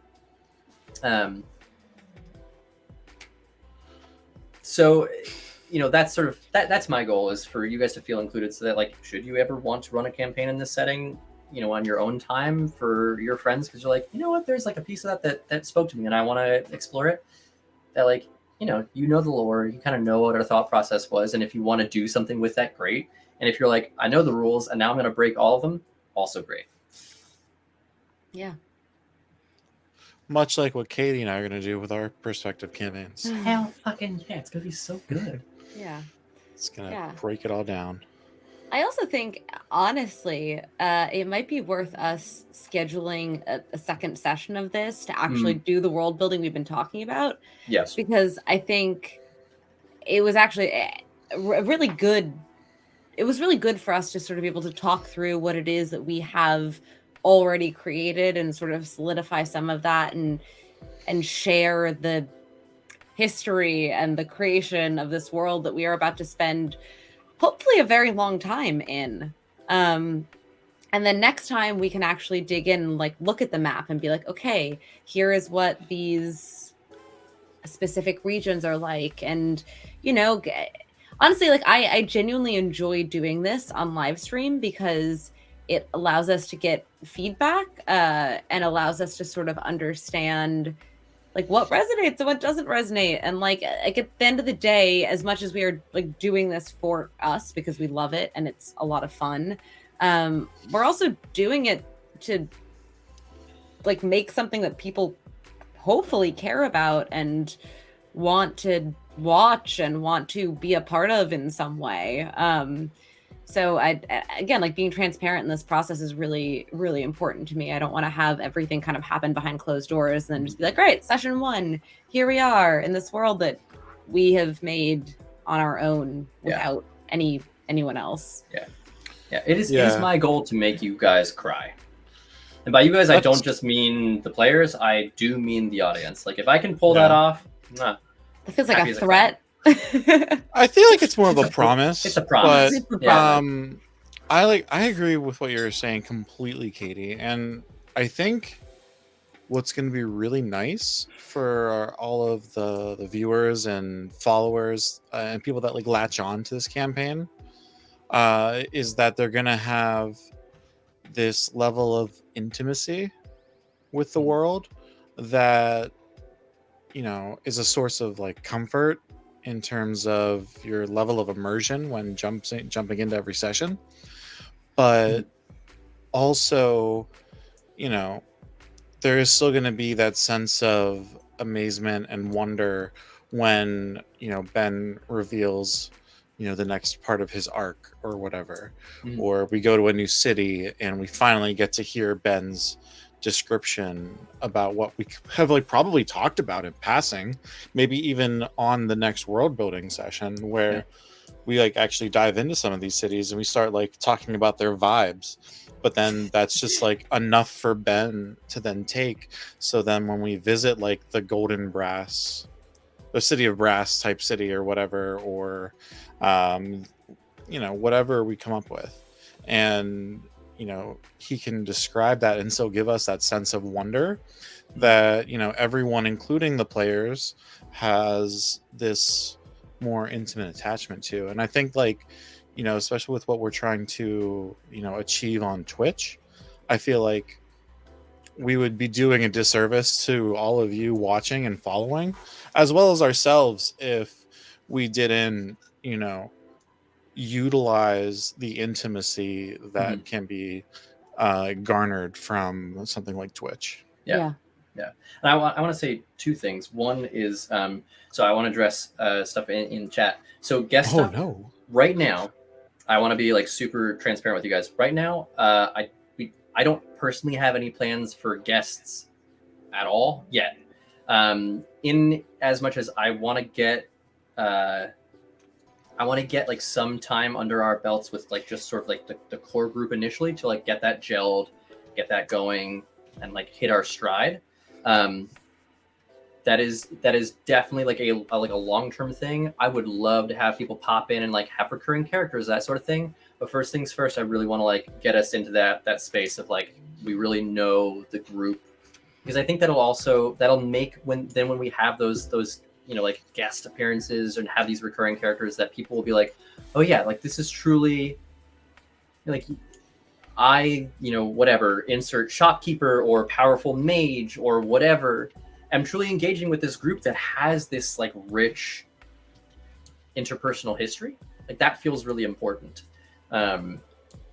So like initially not a thing that we have plans for, or that I personally have plans for yet in like any solid way, but it is something that I do want to have down the line. So I want to like, I just wanted to say like, I see that, and I see you, I love it. And we will get to that point. First things first, I want to establish the group. Second thing, I want to say, except for Adam, who is canonically every toilet. Can we call, instead of them being called Johns, can we call them Adams? Call them Adams. Yes, Yes, Adams. absolutely. Oh boy. Also, for people who don't know, Adam is one of my best friends that I've known since I was 12, 13, something in there. So canonically, every toilet is an Adam. Or chamber pots. Wait, so bathrooms are called Johns and chamber pots are Adams? Is that what's happening? All right. Is that it? He'll let us know later. Right. So the second thing, and I think this sort of ties into the being transparent with you guys and including you guys, the viewers, and also Kitty and Zeki, and making this like sort of a more intimate thing where you guys are like part of it and sort of with us throughout the creation process is, I hate to say the name again because we're coming back to him because we started here. We're gonna, I don't know if we're ending anytime soon, but I want to like, this feels like an important tie-in for me. Is like one of the things that Tolkien did a really good job of, and it's one of the reasons I love the books as much as I do, is not engaging in like a suspension of disbelief, but engaging in secondary belief. And so for me, like having you all here present and, you know, like hearing what's going on, our thought process behind this, and wanting to put together these, you know, these like little like microcosms within the group where people have these relationships, is that when you are sitting down and watching with us, or, you know, whether it's live or, you know, whether you watch it later, that rather than like sort of suspending your disbelief, you can engage in that secondary belief. and you know, we're not doing this in the way that Tolkien did, where it's like, you know, Middle Earth is our planet Earth, but like, you know, however long ago. Which as a kid was the thing that I think I loved the most, was being like, this isn't real. I think, you know, obviously, I am not Tolkien. I will never tell a story as well as Tolkien did, and you know, so to even sort of like try to say that like I'm going to attempt to help you if all I give you engage. 40 years, I think you'd get there. There's a whole lot of life experiences that I really hope I don't ever have to go through that helped me write those books. Yeah, I mean, you know, I'd like for all of my friends to not die, but also I'm like, you know, 12 years past that happening at the right time in my life anyways, so 13 years.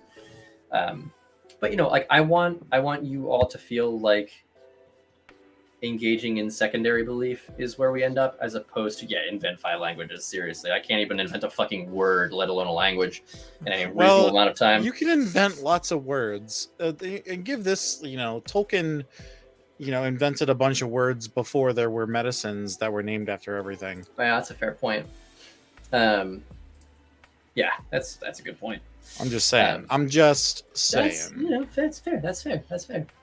Oh my god, Zendark's Elvish is just like the Sims talk, and it's like qu'est-ce que c'est? So it's like half French, half Sims. That's funny. I like that. Oh boy! If for a long time Zendark would only say like the same thing, so like at one point I kind of like knew what he was gonna say if he said something in Elvish, quote unquote. Mm-hmm. So I would just like reply with like something silly as a response. Amazing. Oh, you got your book. All right, yeah. Toss those phrases in here, Poppy. Yeah. So that's my goal. I don't know. It also, like, given that the long-term thing is like this would be like a fun thing to publish if it ends up not being absolute dog water, is like if you've already engaged in that secondary belief in it, like while watching, then I think it'll make it even easier for you all to then like step into it as players or DMs later on, should you want to do that.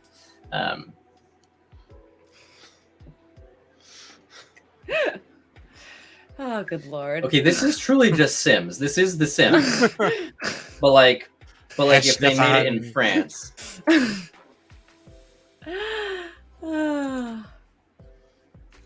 We see any... Oh, gosh. I personally am not gonna make any Asowif references myself.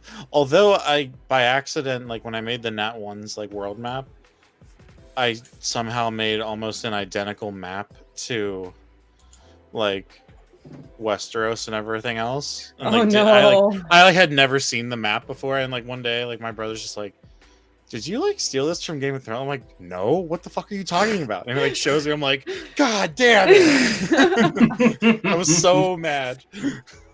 So, true story. You can try to be creative and still copy somebody somehow. Well, I mean, I also think that there is. My maps are just stolen from Pokemon. I mean, I feel like there are truly only so many stories. It's just sort of the way that you flavor them. And in that sense, there are only so many maps. It's just the way that you flavor them. Yep. It's true. Westeros is Northern Ireland. Yes, it is. Yes, it is. And, you know, I just happened to make a triangle-shaped place and got wrecked. That's very funny.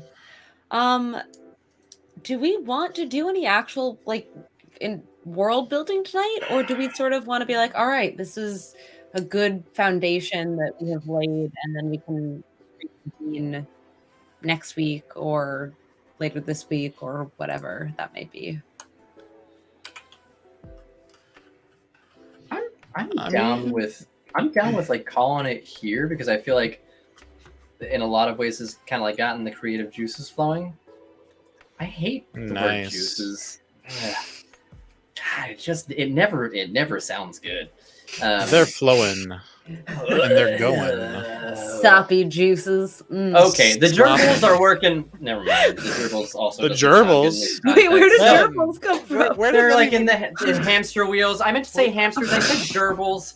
It's a thing. Hmm, Okay. I see. Okay. Basically, this is giving me a lot to think about. Yeah, it I will is. I will now be mulling it like cider in my brain meat. Where creativity moist, said Palor. Oh, Did you say in creative- your in your creatively head moist. juice? Yes, in my CSF, my cerebrospinal fluid. In your head juice. Yep. I've got like a lot of stuff to think about. Because again, I wanted to freaking talk about like the countries and stuff, but now I got like a whole bunch of other stuff. Yeah. See, so yeah, Monk. That I think is. I think you have like a much longer plan for yours. Granted, I will say I know for a fact you've been working on yours a lot longer than we have, so it makes sense you have like a much longer and more sort of concrete plan. This, if this ever reaches a point where like people are like, yes, we would like to play in it, we would like it published, we would like things written down, and we want to do that, like that to me is the best end game imaginable, is creating a thing that people feel in any way attached to enough to want to play it. They're like, amazing. And first things first, of course, right? We gotta like make a thing that's worth watching. But I think, for me, kind of establishing this and putting it also in a place where I can like come back and watch the VOD, because I know I'm going to forget things and be like, God, that was a really good thing. I'm glad I came back. Is important, because I describe my brain like a slotted spoon, and I'm trying to ladle broth into a bowl. It's a very thin broth, everyone. It's a thin broth. It's just It's a lot of water. so much, and sodium. That's about it. It's just ocean water. That's all. I mean, never mind. What were you going to say, Ben, about the ocean water? I'm just going to eat a chip. No, what I was Monk. Showing that one. Oh my lord! I was gonna say something serious, but this is fine. No, I think at the end of the day, what's really important to me, and I think I don't want to speak for the two of you, but I think it's also really important to the two of you, is I want to have a world that feels real and that feels like it's something that we are proud of, and I want to tell a good story. Yeah. And if other people want to play in that world, that's great. If they don't, if we feel like we have created something that feels good and that we are proud of, like, that is the most important thing to me. Mm-hmm. Yeah, I agree. I think very much a storyteller at my core.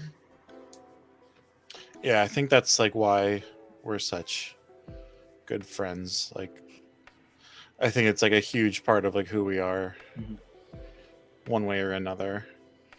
Yeah. Yeah. I think so. Also, it is immensely helpful to have people that are more organized in their thoughts than you are, because your boy all over the place. It's like lassoing clouds, everybody. I swear to you. The brain does what the brain does. And Oh, it does, and it's a beautiful thing no matter what. But lassoing clouds. And you two are really fun to storytell and world build with. I appreciate the fact that, I don't know, we all kind of come from different perspectives and different influences, and it's nice to be able to bounce ideas off of folks who don't necessarily have the same creative background that I do. Yep. So anyway, not to get all mushy at the end, but I Oh my appreciate you goodness. guys. D&D is good shit with friends, y'all. I think the moral of the story is like, if moral of the nothing story else, is- play tabletop games with your friends. You're gonna have a good time, and Yeah. occasionally maybe you tell a good story along the way. We'll find out. Maybe. Who knows? yeah, my tabletop friends, like, I have like such amazing relationships with all my tabletop friends that you know, in 10 years of playing organized sports, or like not even just like 10 years of football and like umpteen years of like basketball and baseball and stuff, it's like some of those relationships not nearly on the level of like your tabletop friends who, and like through like the power of like role play, know like your like deepest parts of your essence, because like that's what you're putting on the table when you role play. Yeah. There's a little piece of you in everything. So there's something to be said whenever you like have that comfort with other people that you're doing that with. Yeah. And you don't get that, stealing bases and kicking field goals and stuff. And shooting touchdowns and yeah. passing my God. golfs. and birdies and stuff. Yay, sports ball. Sports go sports. Participants are heroes. Go team. Yeah. That's how I handle sports. Yeah. But yeah, I think I'm really excited to enter into a world and build it with you guys and with the other folks who are going to be in this campaign, including Omar, who is here in chat right now, and Rachel and Ryan and Alex. And I'm excited to play with Alex, who hasn't played much D&D but has like a really extensive theater background, and also, just it's sort like of ridiculously good looking. Like also that, yeah. Like let's be real here. We brought Alex in because we were like, okay, we need to make the group like attractive to people. It's true. But no, obviously we've got Zeki in here for that, and we've got Katie in here for that. But we're like, okay, we need somebody else. We need like like a darker haired person, because the two of us weren't enough. Weren't dark haired enough. And Katie, like your hair changes from time to time, so like it's not reliably dark. Zeki, you always wear a hat, so we can't see It's true. You should see it when I take my glasses off. My friends tell me it's like another person. That is true. That is kind of true, actually. Facts.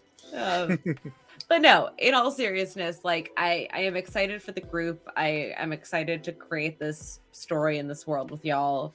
And we should definitely do more of this on stream as we're sort of fleshing out the world. And I feel like now everyone's caught up with where we were at before this started, so we can actually start. You're caught up now? Also that, yes. A little bit. Yes, also the hunk that is Ben. Oh. America's fiance. America's fiance. How do I turn my camera off? Oh, gosh. Oh, this is an awesome stream for DMs and GMs. Thank you, Al. I certainly hope. Sometimes I don't really know what we're doing. We're just chatting and hoping that someone finds it useful. Yeah, for sure. Like, this is essentially what we would have been doing, the three of us, on a Discord call anyway. And it's sort of like... Gushing included. Yeah, also gushing included. That's very true. But yeah, we'll chat after this stream ends and figure out when we're going to schedule the next session.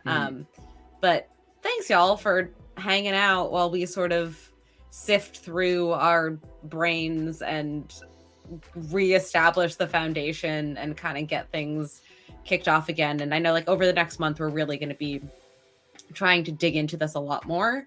Our first official stream is going to be the first Tuesday in January. So we really only have about a month to really nail down at least the like beginnings of this. So we'll see how it goes. And then obviously we'll be continuing to build out everything as we are playing, because that's how it works. But Zeki, there were a lot of things at the beginning of this that you said, let's not forget to say on stream, and I have forgotten what all of them are. So... I'm the company man of the group, as you can see. And so before we started tonight, I wanted to make sure that everybody is aware of the doobly-doo links below our talking faces right now. So if you scroll down, you can find Katie's shiz, Zeki's shiz, Ben's shiz, and if you aren't sure of which one of us you want to talk to, you can talk to the general amateurish production shiz as well. I think each of us have also like put in links if you're trying to reach out for any kind of collaboration or any kind of thoughtful gift. We're accepting. If you want to give me speaking of- math rocks, I won't say no. if you want to give us some math rocks, it's totally legit. You can just send we me a also- picture of your smiling face. Don't do that. Just say hi. It's much less creepy. Please. Or just like tweet at me, just be like, "Hey, smiling today," and then like tag me in it and be like, "What's up?" Everyone Yeah. tweet Ben your smiles every morning. Yeah, right. Just pictures of mouths, please. Just mouths. No, no pictures. Oh God. Oh no. But that being said, we also have a merch store where you can get things to cover your mouth, like hats and shirts and stuff, so that Do way they you don't cover have to your show them to mouth? Bren. Okay. Well, you can if you don't want to show Ben your mouth, because there's gonna be people that don't want to show Ben their mouth. Oh God. This is what happens when you leave me to be the company man. And if that didn't convince you to buy our shirts, I don't know what will. Exactly. You do sports bras too. That's true. Oh, Actually. Oh, are they live now? They Yeah. are. Sports they are. bras and athletic shorts and beanies and The other. sports beanies bras say are on brand dope. on the back, but it's like off kilter because that's on brand. Then That's Adam sent true. you mouth pics. What? Oh, Nice. God. Adam, I'm gonna fucking kill you. Yeah, but you can also check out, other streams that we're going to be doing. I think tomorrow Ben and Katie are doing some WoW to kick off the new expansion. It's Yeah. really Oh, fun. that reminds me that tomorrow will likely be our last WoW stream, because we are going to be essentially shifting this channel to be. Ben, did you get mouth pics? Because that face is horrifying. No, but I'm just I don't know where to expect them, and that's the most terrifying part of this. That is fair. Like I But- don't know where they're going to be. Oh gosh, there we go. It's okay. Thank you, Pablo. That is so nice. Thank you. God. Anyway, so Justin, why would you do this to me? So we will be shifting this channel to be pretty much exclusively TTRPG related. As much as we love WoW, seems like that is sort of the niche that people are really enjoying seeing here, and we might potentially like stream WoW on Trovo or on YouTube or something like that. But tomorrow, if you want to come hang out here and watch us play WoW, and also look at the new expansion and Dragonflight, that's where we will be. Thursday, Ben and I are headed over to PAX Unplugged. Ben is getting some really horrible mouth pics. isn't he? Anissa, why? Oh. Okay, but in fairness, Anissa, your teeth are you like great job. Your oral hygiene is impeccable. Jesus Show Christ. off. A dentist, a menace, an oral hygienist. Take a little bit of this fluoride and switch, but don't spit it. I'm finished. Yeah. This is Okay, I'm done. yeah. So anyway, on Thursday, Ben and I are headed to PAX Unplugged, but Zeki, I Yep. think you said you were going to potentially be doing another sort of like not world building for the campaign per se, but another sort of like DM chill and chat Talk about so stuff. we got on a roll last night actually, and we went over like making like a regional map, which is something that we can also talk about the next time we world build, to kind of start fleshing out our stuff. But there's like certain like kind of like funneling guidelines that like I kind of put in place for myself to kind of naturally progress the players from like a small world to a big world, and how you introduce that and then connect storyline plots. And I got about like halfway done with creating cities, which we created 4 cities, which That's was dope as hell. really cool. I did like paint, like Google Paint, like on the fly, making a map really fast, and it's like, okay, now this is the map. Let's start like populating it. And it was just like gonna be really cool because we didn't even get to the part where we are gonna take the late Bronze Age collapse and then like apply those events and themes to all of these like kingdoms and like see what shakes out of it. So that's going to be what happens on Thursday night while Ben and Katie are traveling. I hope you all can join. That'll be really good. And then if y'all are at PAX Unplugged, come find us, come hang out for whenever. I have no plans. I don't know if you have plans, Zeki, for PAX Unplugged. So the last PAX before the COVID times, I waited until the third day to buy the Star Wars tabletop RPG starter boxes, which was a bad decision. They were all sold out. So I'm hoping this time I can get there early with it. And they also, in like the RPG room, they sometimes have like the starter kits with like DMs to like run them. So I would love to play some Star Wars tabletop with y'all. Hell yeah. I think that'd be a lot of fun. And if anybody else wants to join us, let us know. Hit us up on Twitter or whatever, and we'll make it happen. I'd love to meet some of y'all in person, some of you that I have not met before, and would love to play some games and, you know, bare my soul with you all like we were discussing before. So let's get intimate. Hell yeah. No, for sure. Emotionally, Katie, emotionally. Intimate. Zendarek, I was gonna raid Balra because she is online, but if you send me the name of the person, I will start following them so that in the future we can make sure to raid them as well. Yeah. But yeah, Balra's on. She's doing a Just Chatting stream, and I would love to pop in and say hi to her because she is just a lovely human. So yeah, that being said, do we have any last words before we pop on over to Balra? Yes. I do. I actually wanted to say, because it just occurred to me, Zeki, as you were talking about sort of your process of sort of like guiding players through and, you know, whatnot. I just so that you, the viewers, are aware, over the course of the like day and a half that we're going to be playing and sort of like figuring all these things out, I'm basically just going to like power level our players from 1 to 3. So the campaign will start at level 3. So just so you guys have that awareness, like that sort of, there will be some like things that like as people go through, I like to use milestone XP as opposed to like per encounter XP. Feels more fun, less incentive to just like randomly kill shit. So like as people are hitting milestones in like their understanding of their characters, I want to be like, hey, here's your level up because you like went through this thing and you've established this like piece of your background. But I also want you guys to know that like that's why when we do finally start streaming it, they will be level 3 and not level 1. But we are starting level 1, and we'll see how far it goes over the course of the campaign. That was it. That's all I wanted to say. Perfect. Yeah. Thanks for hanging out, y'all. We appreciate you guys.